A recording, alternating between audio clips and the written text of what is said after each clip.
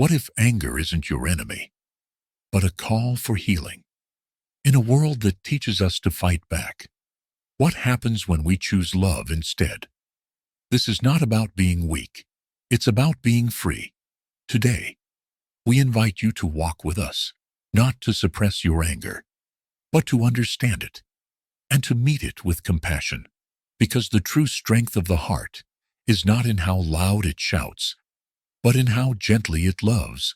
Welcome to Trandy Wisdom, where every story is a truth waiting to be heard. 1. Recognizing anger with mindfulness. To be alive is to feel, and among the vast spectrum of emotions that rise and fall within us, anger is one of the most potent. It arrives uninvited, like a sudden storm that darkens the sky of our awareness, stirring wind and fire within. Yet, in the teachings of mindfulness, we are reminded that anger is not something to be feared, denied, or repressed. It is a part of our human experience, and if we know how to recognize it with tenderness and understanding, we can transform it into something beautiful. Anger is not an enemy. It is a suffering child crying for help. When we experience anger, our first impulse is often to push it away or act on it. We yell, we blame, we retreat, or we punish. But these actions are not expressions of freedom. They are manifestations of our own inner captivity. Anger, when not recognized, becomes the root of so many unskillful actions. Wars have begun from a single spark of it. Relationships crumble in its fire. And yet, when we practice mindfulness, we begin to see that anger is not something outside of us. It is within, and we have the capacity to hold it gently in our arms, just as a mother would hold a crying baby. The first step is to pause. When anger arises, the mind is swept away like a dry leaf in a rushing stream. Our thoughts race, our breath shortens, our body tightens. But with mindfulness, we are invited to stop, not to suppress, not to fight, but simply to stop. The very act of stopping is an act of compassion. It is saying to yourself, "My dear one, I see you are in pain. Let us stop and take care of this." We stop not to freeze the emotion, but to give it space to breathe. In that moment of pause, we open the door to a deeper kind of listening. Breathing in, I know that I am angry. Breathing out, I embrace my anger with tenderness. Our breath is always with us. It is the bridge between body and mind. In the midst of anger, if we can remember to return to our breath, softly, gently, we will begin to calm the storm. Each breath is an anchor. Each breath is a refuge. With every in-breath, we recognize, yes, anger is here. With every out-breath, we offer kindness. I am here for you, my anger. This is not about labeling anger with judgment. It is about recognizing it with compassion. We do not say, "I shouldn't be angry," but rather, "I know you are here, and I will take good care of you." This is the art of mindful recognition, not suppressing, not indulging, but embracing. When we ignore our anger or pretend it is not there, it does not disappear. It hides in the corners of our consciousness, waiting for a vulnerable moment to emerge again, often stronger. On the other hand, if we allow anger to control us, to speak through us, to act through us, we may say or do things we regret.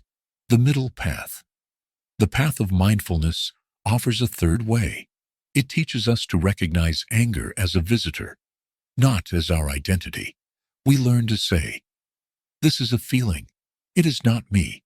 It is not permanent. I can take care of it." To recognize anger is to disarm it. Imagine anger as a flame.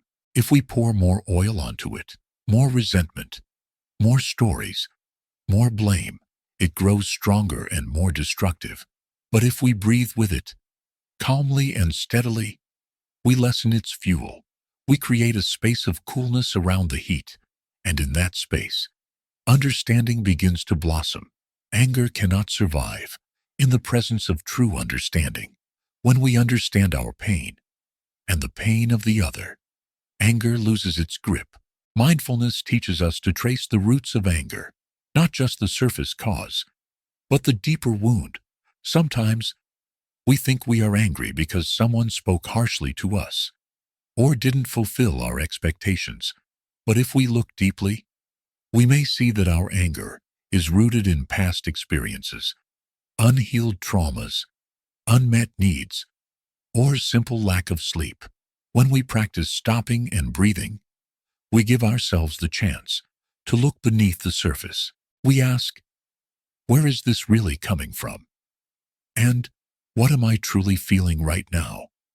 Often, beneath the anger is sadness. Beneath the sadness is fear. And beneath the fear is a longing to be understood, to be loved, to be safe. When we practice recognizing anger with mindfulness, we are cultivating the soil of our inner garden. Anger is like a seed. If we water it with carelessness, it grows into harmful action. But if we recognize it and take care of it, it can become compost. It can help nourish the flower of compassion. This transformation is not a theory. It is a living practice, and it begins with awareness. Without awareness, we are at the mercy of our emotions.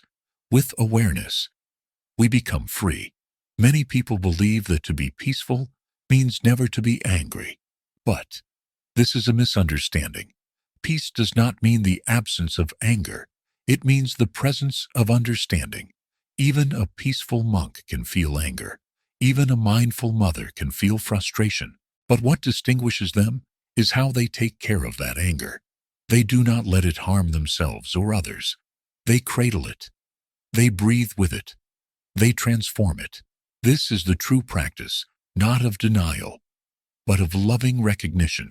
When we look into the teachings of the Buddha, we see that he never encouraged suppression of emotion. He encouraged mindfulness, the capacity to be with our experience fully and gently. In the Dhammapada, it is said, "Conquer the angry one by not getting angry." This does not mean being passive or pretending to be unaffected. It means not allowing anger to poison our hearts. It means meeting anger with presence, with love, with skill. We do not conquer anger by force. We conquer it by understanding. In daily life, anger can arise many times, in traffic, at home, in meetings, in the smallest of interactions. If we wait until we are overwhelmed to practice mindfulness, it may be too late. This is why we are encouraged to cultivate the habit of mindful breathing every day. Even when we are calm, like a musician who practices their scales, we practice our awareness so that when the storm comes, we know how to hold our instrument. We know how to return home to ourselves, to our breath, to our still center. And what happens when we truly recognize our anger with mindfulness? We create space. We create freedom. We allow the heart to open. And often, we discover that what we needed most was not to express the anger outwardly, but to offer ourselves the compassion we had been craving. We learn to speak to ourselves the words we may have wanted others to say. I see your pain. I know you are suffering. I am here with you. This is the beginning of healing, so let us walk this path gently, breathing in and breathing out, not rushing to fix or fight our emotions, but learning to simply be with them, like a kind friend sitting beside a hurting child. Let us recognize anger, not with fear or rejection, but with the soft light of mindfulness, and in doing so, may we discover that the path to peace is not far, it is already here. In this breath, in this moment, in this loving awareness that says, you are not alone. I am here for you. 2. Understanding the roots of anger. When we hold a seed in our hand, we cannot yet see the flower, the fruit, or the fragrance it may become. But we know that within that tiny seed lie conditions waiting to unfold. Conditions that, when met with sunlight, water, and time, will bring life into bloom. Our anger, too, is a kind of seed. When it appears in our mind and body, we often only see its fire, but if we look deeply, we begin to understand what has nourished it, what conditions have shaped it, and how it has grown within us. To understand our anger is not to fight against it, but to bring light to it. Anger does not arise without cause. It is a process, often subtle and hidden. When it suddenly flares up, it may seem to come from nowhere, but like a wave that breaks on the shore, it is the result of countless unseen forces, tides, winds, undercurrents. Our anger has its own set of conditions. If we don't look deeply into its origins, we may find ourselves reacting unconsciously to present moments that are deeply entangled with the past. Many of us carry wounds that have never been fully seen or held with compassion. Perhaps in childhood, we were misunderstood, dismissed, or shamed for expressing our needs. Perhaps we were taught that being angry was wrong, or that showing pain was weakness. Over time, these early hurts are buried, but they do not vanish. They remain like dormant seeds. When something in the present moment touches them, a word, a look, a disappointment, those seeds sprout. The anger we feel today may be magnified by the unresolved pain of long ago. Looking into the roots of our anger means coming home to our own suffering. The Buddha taught that suffering has causes and conditions, and that through insight, suffering can be transformed. But transformation is only possible when we dare to go beneath the surface. If someone steps on our foot, we may cry out in pain, but if the foot was already injured, the reaction will be stronger. Anger functions the same way. What appears to be a small trigger can cause a deep response if there is already unresolved hurt within us. With mindfulness, we can gently ask ourselves, what is this really about? In a meditative setting, we are encouraged to sit quietly and listen deeply. When anger arises, we don't suppress it or judge it. We greet it with a calm presence. Hello, my anger, I am here for you. In this stillness, anger often reveals itself. I feel neglected. I am afraid. I don't feel safe. These voices are not to be silenced. They are to be heard. They are messengers asking for our care. Understanding transforms anger because it meets it at its core, with presence, not resistance. Anger often wears a mask of power, but beneath it, though, is usually vulnerability. Beneath the heat, there may be sadness. Beneath that sadness, fear, and beneath fear, a longing to be loved, to be protected, to be seen. When we take the time to look deeply, we begin to see that our anger is not something to be ashamed of. It is an invitation to come closer to ourselves. There are also roots that do not belong only to us. As individuals, we inherit patterns from our families, our cultures, and the collective consciousness we live in. If our parents dealt with conflict through shouting or silence, we may have learned the same patterns. If our society glorifies strength and punishes sensitivity, we may learn to hide our pain until it erupts as rage. These roots are deep, and they are not our fault. But once we see them clearly, they become our responsibility. With mindfulness, we say, this habit was passed on to me, but it will not continue through me.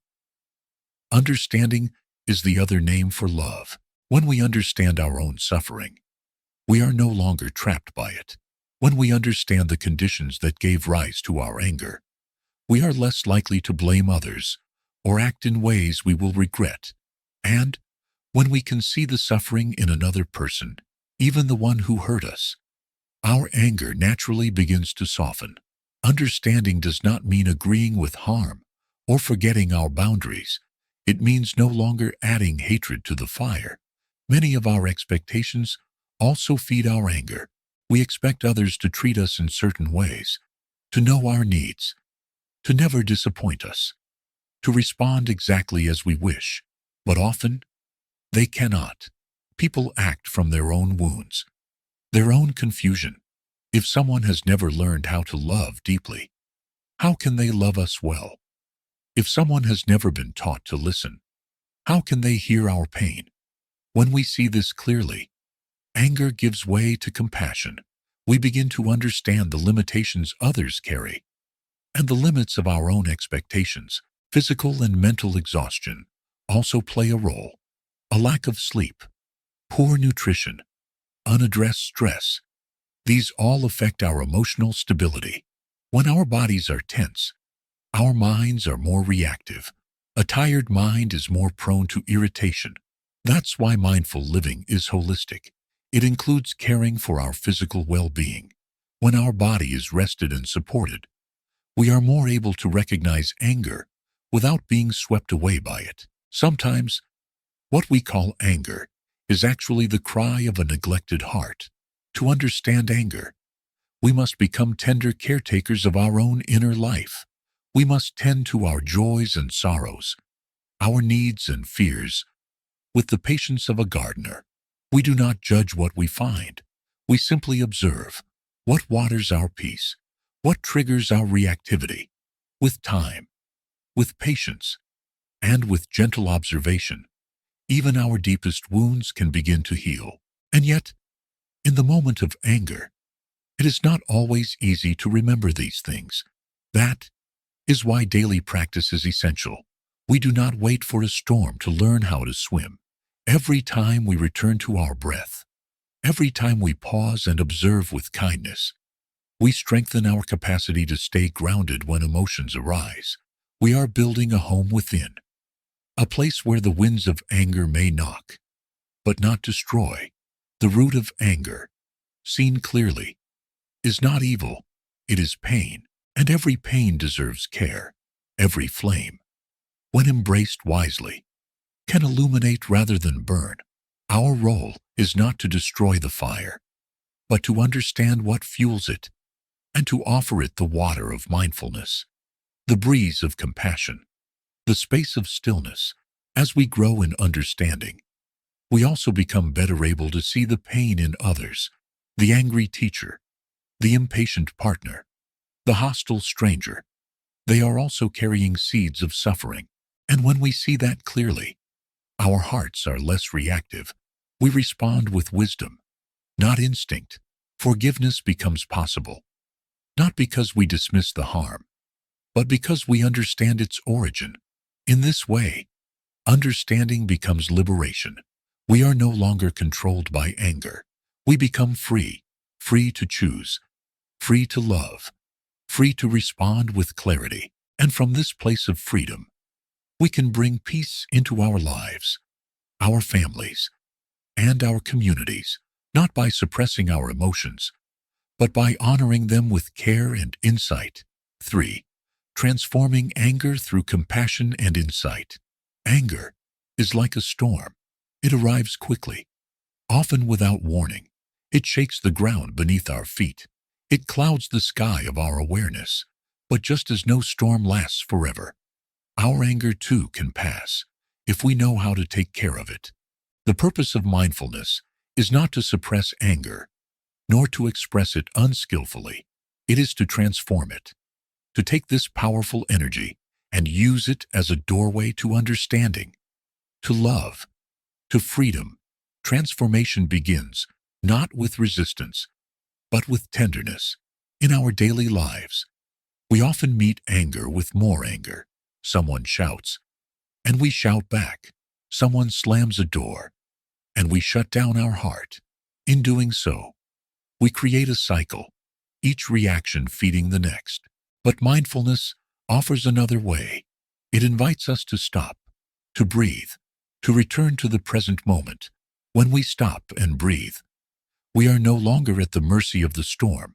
We become the stillness beneath it. The breath is the first medicine. When anger rises, Our breath becomes short and sharp. The body tenses. The mind narrows. In that moment, we are no longer free. We are caught in the wave. But if we can remember to return to our breath, to breathe slowly and deeply, we begin to anchor ourselves. We are no longer drowning in anger. We are holding it in a larger space of awareness. Breathing in, I know I am angry. Breathing out, I smile to my anger. This smile is not a denial. It is a gesture of compassion. It says, I see you, I will take care of you. In Plum Village, we often say, anger is not the enemy. It is a baby crying out. What does a mother do when her baby cries? She doesn't yell. She doesn't walk away. She picks the child up gently, holds them close, and listens. In the same way, we are invited to hold our anger like a crying baby. We cradle it with mindfulness. We do not act from it. We care for it. In this holding, something miraculous begins to happen. Anger softens. It reveals its roots. Often, it will say, I was hurt, or I felt ignored, or I am afraid. These are not cries for punishment. They are calls for love. Compassion is not passive. It is a powerful, active energy. It is the capacity to be with suffering without judgment. When we cultivate compassion, we no longer need to win arguments or prove our point. We begin to see that understanding another's suffering is more important than being right. We do not have to condone harmful actions to offer compassion, but we do have to see clearly. To see clearly is to recognize that everyone is doing the best they can with the consciousness they have in this moment. This insight frees us, not because it erases the pain, but because it dissolves the hatred. Loving speech is one of the most powerful tools for transforming anger. When we speak mindfully, with the intention to understand rather than to wound, we open a path of healing. Sometimes, after caring for our anger through breathing and walking meditation, we may choose to share our feelings with the one who hurt us, but we must choose the right time, the right energy, and the right words. In Plum Village, we practice writing letters of loving speech. We write not to blame, but to express our true feelings from a place of calm and sincerity. A letter might say, when you said those words, I felt hurt. I know you may not have intended it, but I want to share this with you because I value our connection. Such letters can dissolve years of resentment. They create space for reconciliation. Deep listening is the other half of the practice. When we listen deeply, we do not interrupt. We do not prepare our response while the other is speaking. We listen with the sole intention of understanding. This is not easy. Often, we listen only to defend ourselves or to find flaws in the other's reasoning. But in true deep listening, we let go of our need to be right. We sit with the pain of the other, even when it is directed at us, and we say silently, I am here for you. When a person feels truly heard, anger begins to melt. It is not agreement they need. It is acknowledgement. Walking meditation is a way of touching the earth while transforming the fire within. When we are angry, we may feel a desire to run, to fight, to escape, but walking slowly, with mindful steps, allows us to return to our body, to our breath, and to the present moment. With each step, we say silently, I have arrived. I am home. The earth receives our anger without judgment. She does not react. She simply holds. As we walk, we release our tension into the ground. We breathe out the heat. We breathe in clarity. After even 10 minutes of walking in this way, our mind becomes lighter, our body more relaxed. We are no longer consumed by anger. We are holding it with grace. Insight is what allows true transformation to take place. When we understand the suffering behind anger, both our own and the others, we are no longer trapped in dualistic thinking. We see that behind every act of aggression is a wound, behind every harsh word, a story, and when we look deeply, we may see that the person who hurt us is also someone who was once a child, vulnerable and longing for love. This insight does not excuse harmful behavior, but it does liberate us from hatred. With understanding, we break the cycle. We refuse to pass suffering forward. Forgiveness is the flower that blooms from understanding and compassion. To forgive does not mean to forget. It does not mean to allow continued harm. It means we have looked deeply enough to see that holding on to anger only poisons our own heart. We let go not for the sake of the other, but for our own peace. Forgiveness is an act of courage. It says, I will not allow this pain to define me. I choose freedom. I choose love. Sometimes, the one we must forgive is ourselves. We may carry shame for words spoken in anger, for actions taken in pain, but self-judgment only continues the cycle. With mindfulness, we can bow to our past and say, I did the best I could, given what I knew and what I carried at the time. We hold ourselves gently, just as we hold our anger, and we begin again. Transformation does not mean we no longer feel anger. It means we no longer act from it unconsciously. We learn to recognize anger early, to care for it skillfully, to speak and act from a place of compassion. This is a lifelong practice. Some days we will forget. Some days we will lose our way. But every breath, every mindful step is an invitation to return. We do not need to wait for perfect conditions. The conditions for transformation are already here, in this body, in this breath, in this moment. When we transform our anger, we do not only bring peace to ourselves, we become a refuge for others. We show them another way. We break the inheritance of violence. We plant seeds of understanding, of reconciliation, of true strength. And in this, we become instruments of peace, not by suppressing our emotions, but by meeting them with the full presence of an awakened heart. 4. Living with love. The path of the awakened heart. There is a love that does not depend on conditions. It is not based on what we receive or whether we are treated kindly. It is a love that arises from deep understanding, a love that is rooted in mindfulness and watered by compassion. When we speak of living with love, we are not speaking of romantic ideals or fleeting sentiments. We are speaking of a force more powerful than hatred, more healing than justice alone. We are speaking of a path, a way of being in the world that brings peace to our own hearts and to the hearts of others. To live with love means to live with awareness. Awareness is the foundation of love. Without awareness, love becomes attachment, expectation, or control.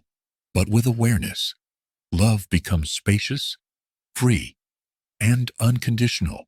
When we are truly aware, we can see clearly the beauty and the suffering in ourselves and in others. We can love not because someone fulfills our desires, but because we see them clearly as they are. To love someone is to say, I see you, I understand you, I accept you in this moment. This is not indulgence, it is wisdom. When we live with love, we do not allow anger to determine our actions. We may still feel anger. This is natural. But we are no longer its prisoner. We have learned to care for our anger, to transform it. And now, we move from love. This movement is subtle. It is not dramatic. It is a quiet courage that chooses to pause when others lash out. It is a gentle strength that speaks kindly when others expect retaliation. Living with love does not mean we avoid conflict. It means we bring a new consciousness into it. We bring the breath. We bring presence. We bring the deep knowing that everyone wants to be happy. And that hurt. People often hurt others because they do not know how to handle their own pain. To walk the path of the awakened heart is to recognize that love is a daily practice. We practice love in the way we speak, in the way we listen, in the way we serve tea, in the way we respond to irritation. Every act is an opportunity to cultivate understanding. When someone criticizes us, we can breathe and ask, is there truth in these words? If there is, we learn. If there is not, we do not have to defend. We simply smile and release it like a leaf on the river.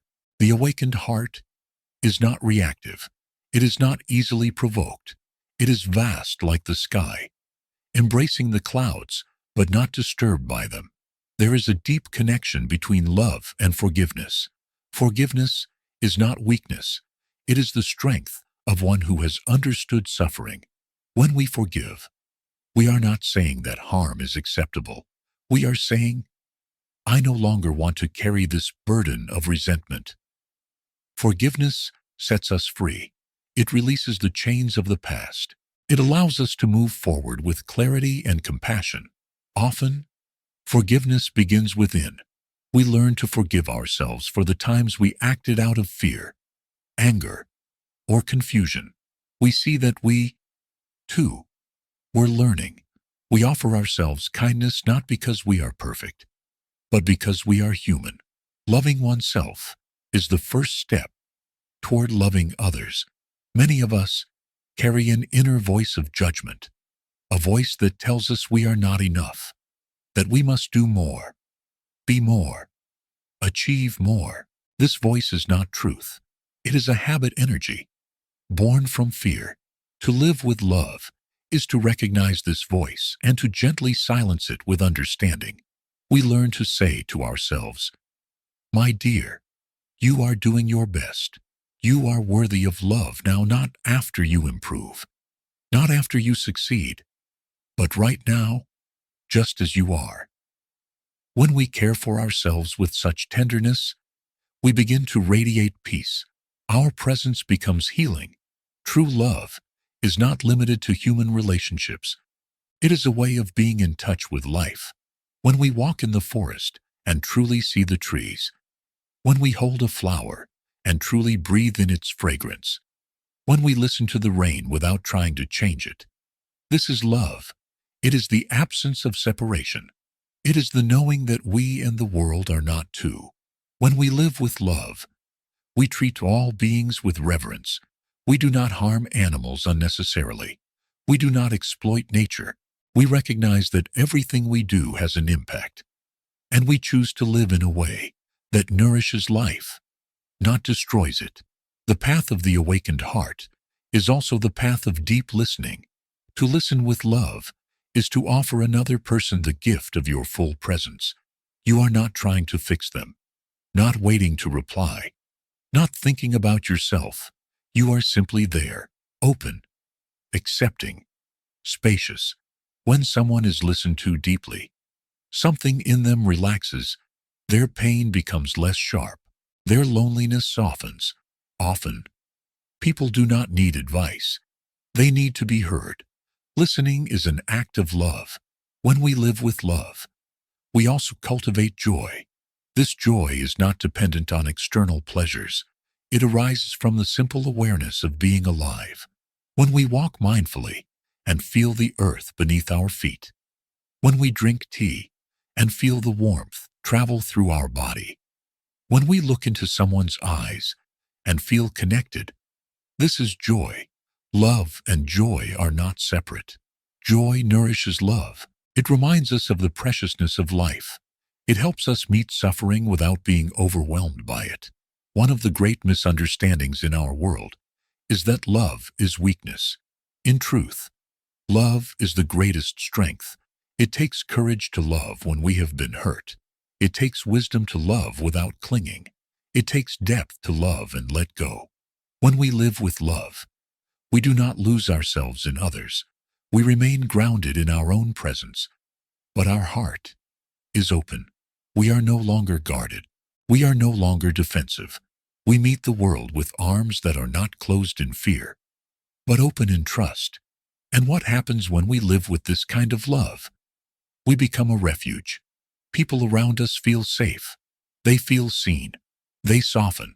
Our presence becomes a source of healing, not because we are special, but because we have learned to return to what is essential.